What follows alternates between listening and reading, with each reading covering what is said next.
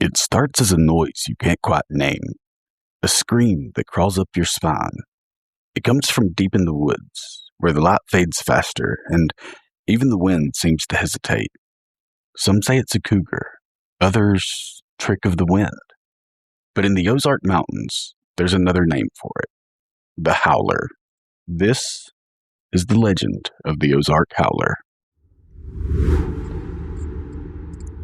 Welcome back to Legends May Live, where we explore the strange, the mysterious, and the downright eerie. I'm Drew, and today we're looking at accounts of strange creatures from the Ozark Mountains that terrorized people for centuries. But before we get into that, just a quick note that while we try to stick to the facts, sometimes accounts conflict and details get blurred over time, so just take this as entertainment.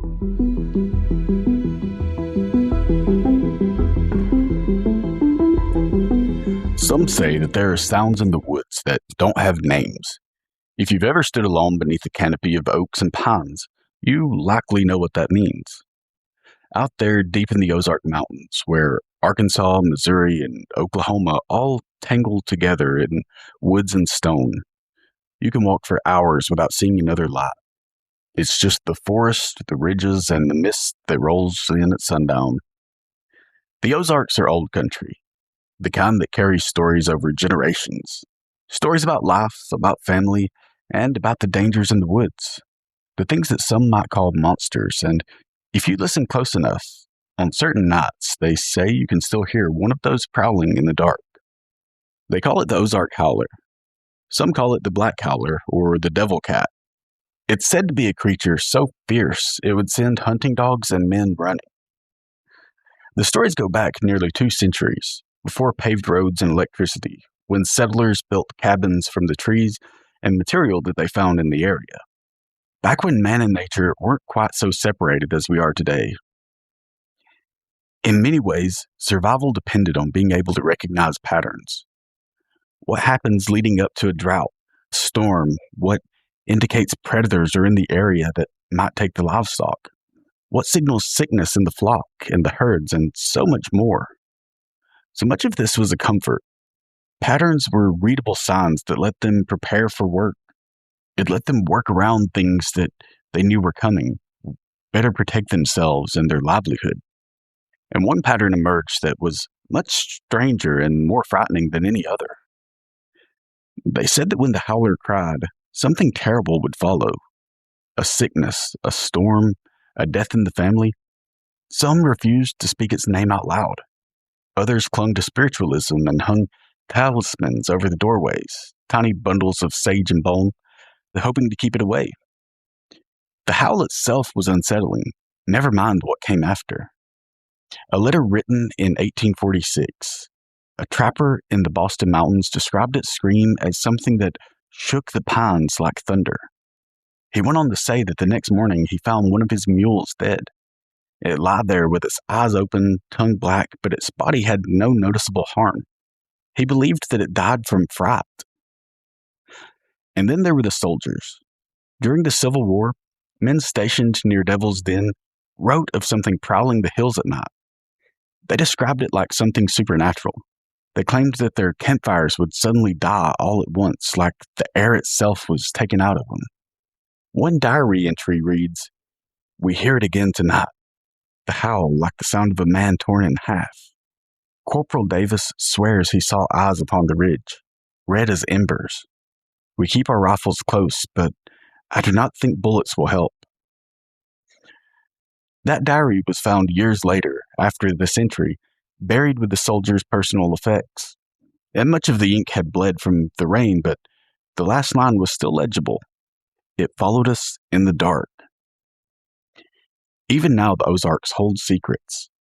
There are caves that stretch for miles beneath the surface, abandoned homesteads that have been long since swallowed by the woods, and there are places where if you stop your truck in the middle of a back road and cut the engine, you'll swear you're not alone. Locals say the creature is as big as a black bear, has a walk very similar to a cat's, light on its feet and quick. They say it also has a long, thick tail, and some say it has horns curling out from its head. Others swear its eyes glow red even when there's no light to catch. But the one thing they all agree on is the sound. It's not quite a growl or a scream, not quite a roar either. It's something in between, like a soul crying out from somewhere it shouldn't be. And if you hear it, they say you'll never forget it. In late November of 1994, near Newton County, Arkansas, Tommy Greer was an avid hunter. He'd grown up in those hills and knew just about every deer trail, every hollow and every creek bed. And that night wasn't any different from any other of the countless nights he had been out there. He was out pretty late, and the rain had come in earlier than expected, and there was a thin, cold mist that clung to his jacket, but he really didn't mind. Spending so much time outdoors, he really wasn't worried about getting a little wet. Still, he said that there was something off about that night. He couldn't quite put his finger on it, but things just felt strange. And suddenly, the forest went quiet. The frogs, bugs, birds, everything just got silent. Now, this happens sometimes when things catch on to a predator's presence, so Tommy wondered if maybe he had spooked something, maybe a bobcat, and that's why things got so quiet, but he got hit with this thick, sour smell all of a sudden, and it was like a mix of gunpowder and wet fur. And then he realized where whatever this predator was coming from, and he froze. He raised up his rifle, ready to defend himself from whatever stepped out of that brush. But as he heard the sounds, he said, "That's no deer." He waited. His heart was pounding so hard he could hear it. And that's when the creature made its howl. It came from somewhere ahead, not close, but not nearly far enough. It carried bizarrely like a voice from the woods, kind of trying to yell to him, like someone calling out. And Tommy took a step back, but when he did, his boot cracked a twig. He looked back up quickly to see if the sound had caught its attention, and that's when he saw the eyes. They were red as tail lights. They were low to the ground, but too wide apart to be a cat. And between them, just for a second, he could have sworn that there was a faint outline of horns. He didn't shoot. He didn't even breathe. He didn't want to be on this thing's radar in any way. And then it moved. Not like a bear and not quite like a cat he had seen. It moved in bursts, almost crawling, almost gliding, with its shoulders rolling forward with each step. When it screamed again, it was right in front of him. Tommy said his flashlight flickered a couple of times and then died. And in that flash of darkness, he swore he felt it pass behind him. The sound wasn't just heard. He felt it, vibrating through his ribs like thunder. Then, just as suddenly as all of this started, there was nothing. No movement, no sound from this thing, just the rain starting to fall again. But then he woke up hours later, sitting behind the wheel of his truck, keys in the ignition, headlights pointed into the trees, and he didn't remember walking back or putting the rifle away. His watch had stopped at 11:37 p.m., and the glass was cracked. He couldn't really make sense of it. When he told his story to the sheriff the next morning, they said that it was probably a cougar or a black bear. But Tommy had hunted both. He knew very well what they looked like and sounded like and how they behave, how they move, and he knew that they didn't scream like a person dying. The whole thing just shook Tommy so much that 2 weeks later he sold his hunting rifle and never set foot in those woods again. Stories like Tommy's don't really make the papers. People talk at the diner, at the feed store, but it never really makes it past that. They just kind of shake their heads and say the same thing. When the hills go quiet, you go home. Years earlier, in April of 1953, just outside of Fayetteville, Arkansas, Eli and Mary Collins lived with their 2 kids on a small farm. The farmhouse sat at the end of a long gravel road just far enough from the neighbors that you could kind of still see the light coming from their house, but it was way off in the distance. It was kind of just a little speck. The weather had been strange that spring. The days were so hot, you'd quickly just drench your shirt in sweat, and the nights dropped close to freezing. And on this night, as thunder crawled over the hills, the wind carried the smell of rain and something metallic. Inside the house, Eli and Mary were finishing up after dinner, cleaning things up while the kids were already in bed upstairs. The radio was on low and a preacher's voice was coming through, filled with static. But then came another sound. Mary froze mid-sentence and turns to Eli and says, "Do you hear that?"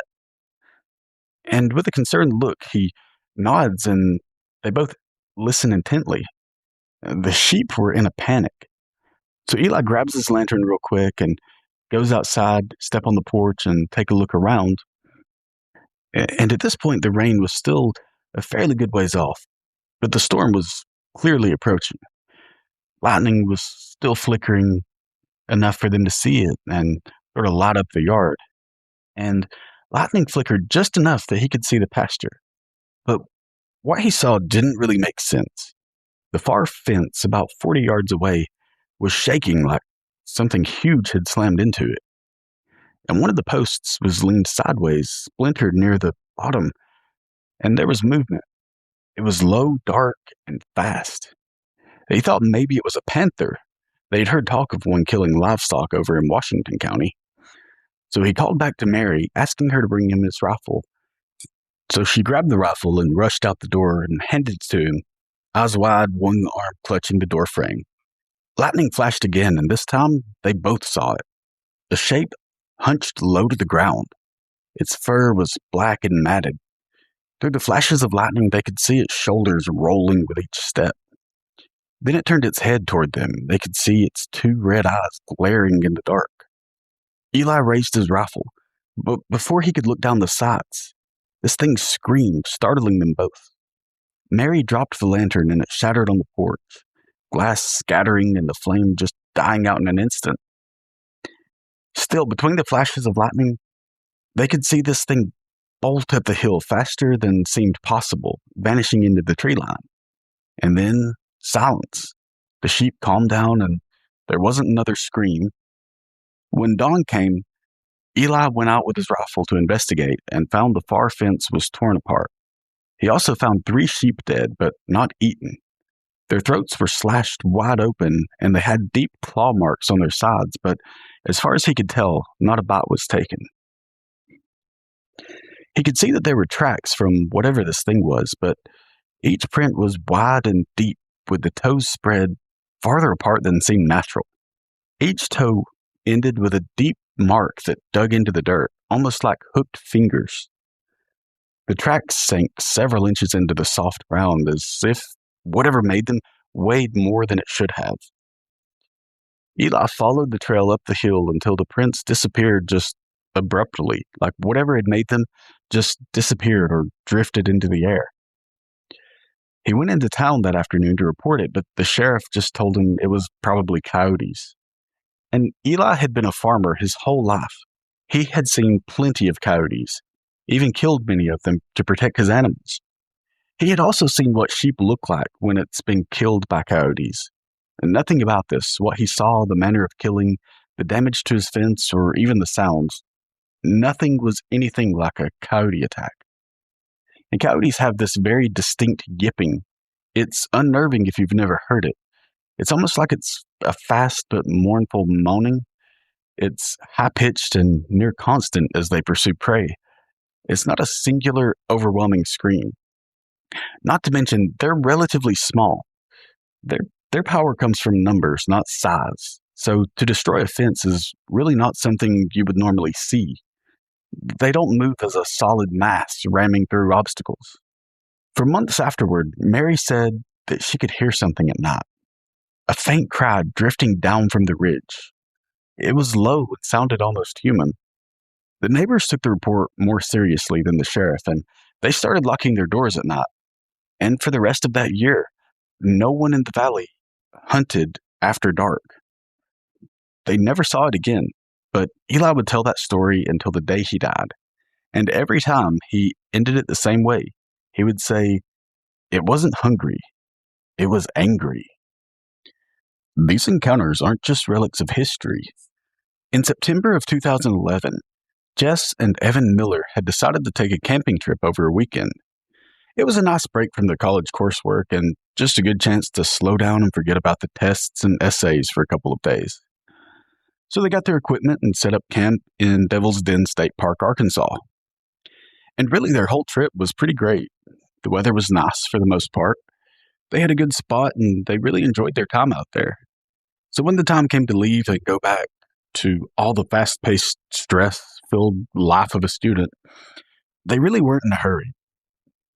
They packed up slowly and just tried to savor every last minute of freedom and ended up leaving long after they should have. And by the time they get into the truck to head back home, a heavy fog has rolled in. Evan's in the driver's seat, tired, and now he's just ready to be home to lay down. Jess is half asleep with his head leaning against the window, and they're driving along when the radio starts to cut out. It's not entirely unusual in the remote areas like this, but Evan starts to try to find a new station, and nothing's really coming in. He glances up at the road and back at the radio, and then back up at the road when the headlights catch movement. Something dark bolts across the road, just ahead, fast enough to blur, but it was big.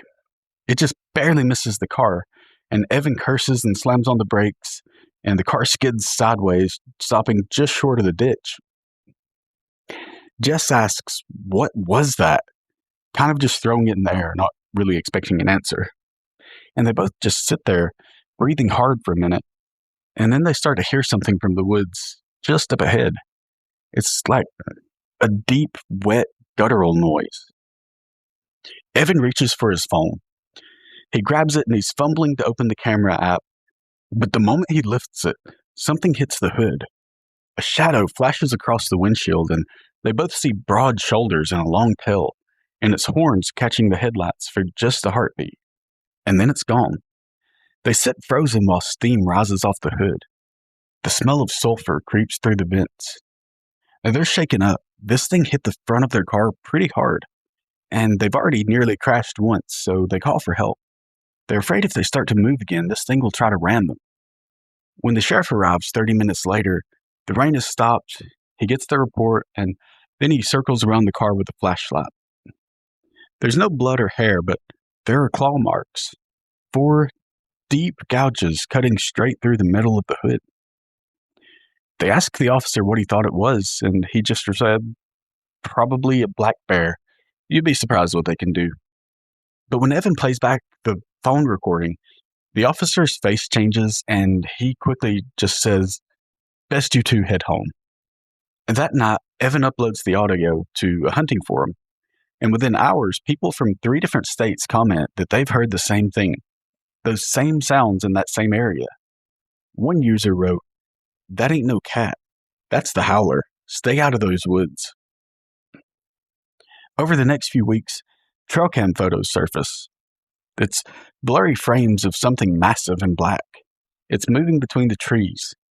Game wardens dismiss them as hoaxes, but one picture taken a month later near Devil's Den Ridge shows a pair of eyes reflecting red against the flash with a large black mass behind them, half obscured by trees. Every time someone tries to debunk it, another sighting surfaces. Another sound recording pops up, and there's another dead animal found with no tracks around it. Every legend has an afterlife in the age of experts. Biologists, folklorists, journalists, they've all tried to bury the Howler under the most common theory, which is just misidentification. They say it's a black bear seen at the wrong angle, or a cougar wandering out of its normal territory. Though Arkansas Game and Fish officials also insist that cougars have been extinct there for more than a century. Still, every few years, someone snaps a photo of one. And then there's the escaped exotic theory. Back in the 70s, private menageries were common across the Ozarks. When federal restrictions tightened, owners quietly released their animals, which included panthers, leopards, and even wolves. So the idea is that maybe some released exotic animals survived, or maybe even bred. But with the sightings and encounters going back over 100 years, then escaped animal in the 1970s being the culprit is more far-fetched than a literal monster.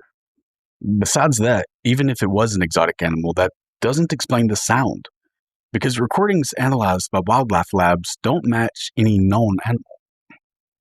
Older stories call it a harbinger. They say that it's a spirit that appears before disaster, a tornado, a war, death in the family, similar to how many view the Mothman. Cherokee tales speak of a guardian beast that prowls the mountains to keep balance between the living and the dead. It was said to punish those who disrespected the forest, such as those who took more than they needed. Regardless of what it is, people are seeing something and have been for centuries. Each year, reports trickle in. People capture trail cam photos. There are late night road sightings, cattle mutilations filed in the county records under unknown predator. While most are hoaxes, a handful, come from people who don't want attention and refuse to even use their names. A park ranger wrote in 2019 in his reports, "Heard it again last night, near the ridge above the visitor's lot. Sounded close, closer than before." He never filed another report. Maybe he stopped hearing it, or maybe he just stopped staying after dark. Either way, from the 1800s to modern day, there's something strange happening in those woods. That's it for today's episode. If you enjoyed the story, please remember to like, follow, and share it with a friend. Until next time, if you find yourself on those back roads after midnight, windows down, radio low, and you hear a sound that doesn't belong, don't stop the car and don't look for where it came from, because legends may live.